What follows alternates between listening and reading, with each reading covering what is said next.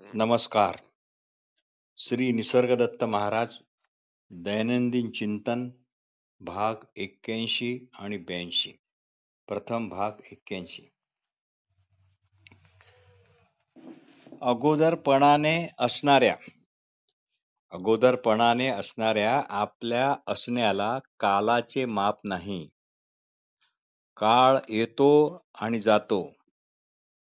तुमच्या समोरच हे सारे घडते. तुम्हाला काल स्पर्श करू शकत नाही. म्हणजे तुमचे नित्य सत्य स्वरूप जसे आहे तसेच असते. ज्याला कालाचे, स्थळाचे आणि वस्तूचे मापच नाही, त्याला मग लहान मोठा, इथला तिथला, आताचा पूर्वीचा असा काही भेद राहतच नाही. ज्याला हे कळले तो आपली उगाच मानलेली योग्यता ही फेकून देतो आणि लहानाहून लहान म्हणजे अति नम्र होतो. आपल्याला अमका तमका ही आठवण हे मानणे हेच सर्व दुःखांचे आणि ताणतणावाचे कारण आहे. ज्याने ते तू आहेस या गुरुवचनाविषयी संशय घेतला त्याला मग कुठेही शांती मिळणार नाही. देह आपण नाही व देह देहाच्या ठिकाणी असून ते त्यांच्या स्वभाव धर्माने वागतात हे ज्याच्याने कळते ते आपणच आपल्या शुद्ध असणेपणाच्या रूपात अगदी सुरुवातीपासूनच आहोत. जर सुवर्ण नाही तर सुवर्णाचा अलंकार पण नाही. तसे सुरुवातीपासूनच समजा असणे नाही तर मग मी अमुक तमुक असे पण नाही हे आपोआप सिद्ध होते. जसे आहे तसे पहा. कोणतीच कल्पना करू नका. प्रतिमा प्रतीके यांच्या गुंताड्यात पडू नका. काहीच होऊ नका. न अहम ब्रह्मास्मी न तत्वमसी. यामुळे कदाचित वेगळ्याच अशा पवित्र अहंकाराने तुम्ही लपेटल्या जाल. आपल्या कोणत्याही योग्यतेचा साधा उच्चारही करू नका. असेच्या असेच राहा. म्हणजे जसे मूळचे आहे तसेच राहा.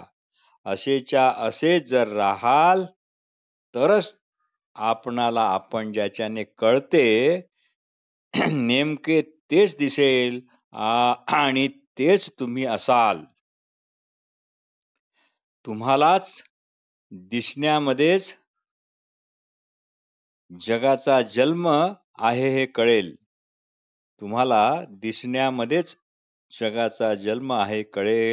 आणि न दिसण्यात जगाचा लय आहे हे पण कळेल. बाकीचे सर्व काया रूपाला भुललेले आहेत. म्हणून हे ओळखून घ्या. नाराज होऊ नका. हिम्मत धरा. वर्तन आपोआप होईल जर हे सगळे तुम्ही ओळखून घेतले तर. त्यामुळे त्याची काळजी करू नका. त्याचा बाऊ मनातून काढून टाका.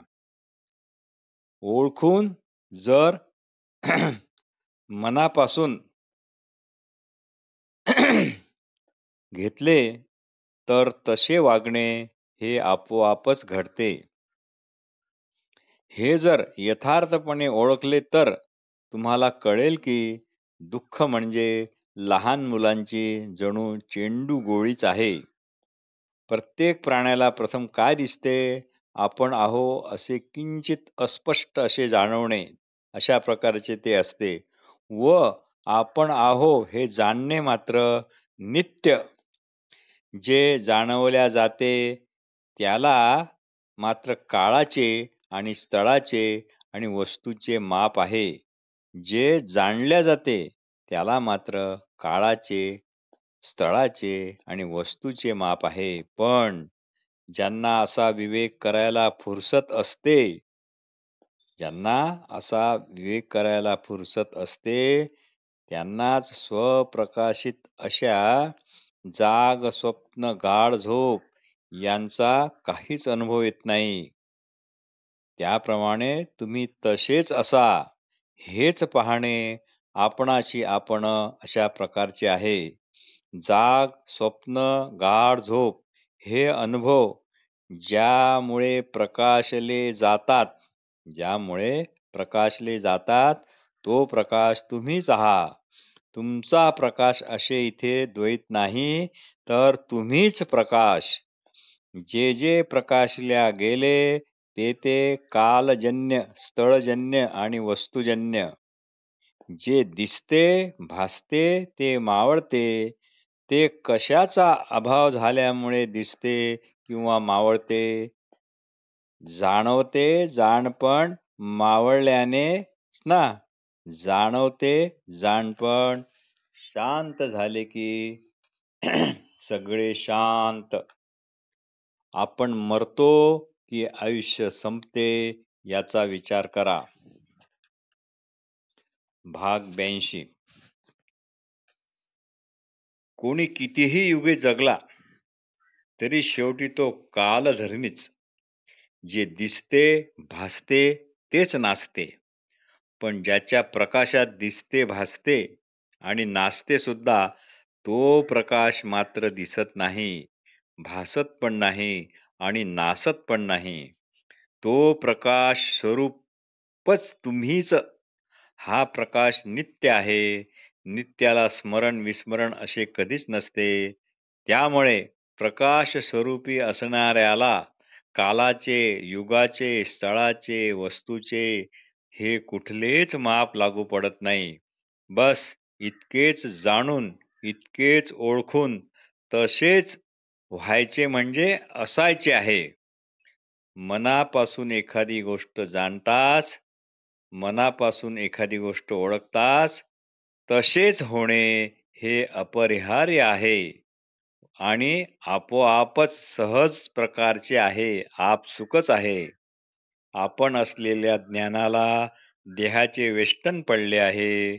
म्हणजे देहासारखे आपण हे मूळ अज्ञान. आपण आहो हे ज्याच्याने कळते, त्याचे जाणते जे आहे त्याचेच नाव आहे ज्ञान. जर आपण देहरूपच नाही, तर आपण मरू असे वाटणे ही केवळ एक भ्रांती ठरेल. देहात आपण आहो, देहात आपण आहो, आपण देह नाही हे कोणाला कळते? तेच आपण. ज्ञानाचे जाणते आपण, पण हे सारे निशब्दतेने घेरलेले आहे आणि आपण सुद्धा ते निशब्दतेनेच घेतले पाहिजे. असे जे आहे तेच आपण. जाणणाऱ्या ज्ञानाला जे जाणते त्यात मात्र कधीच बदल होत नाही. जाणीवेने जाणलेले जेवढे जेवढे असेल तेवढे तेवढे मात्र आपण मुळीच नाही. कळतेपणी कळते ते पालटते.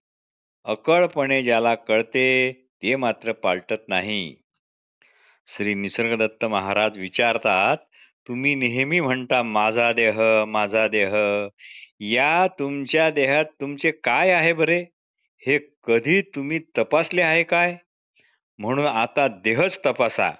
त्यात तुमचे काय आहे, म्हणून काय आहे हे सांगा बरे.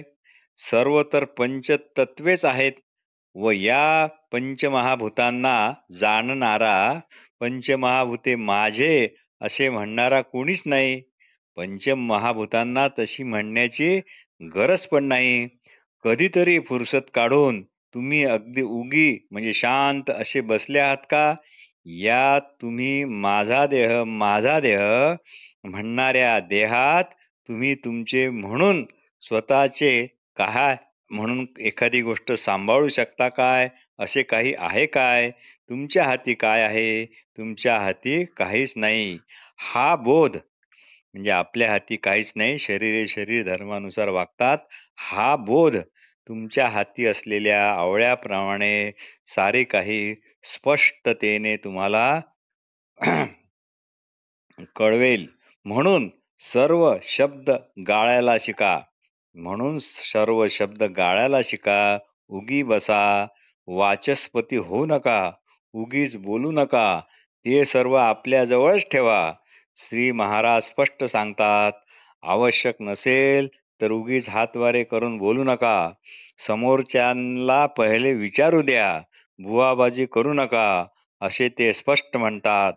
आपली बुवाबाजी आपल्याच लक्षात येत नाही. आपल्याला वाटते आपण लोकांना शहाणे करून सोडत आहो, पण लोक आपल्याला कंटाळत आहे हे मात्र आपल्या लक्षात येत नाही.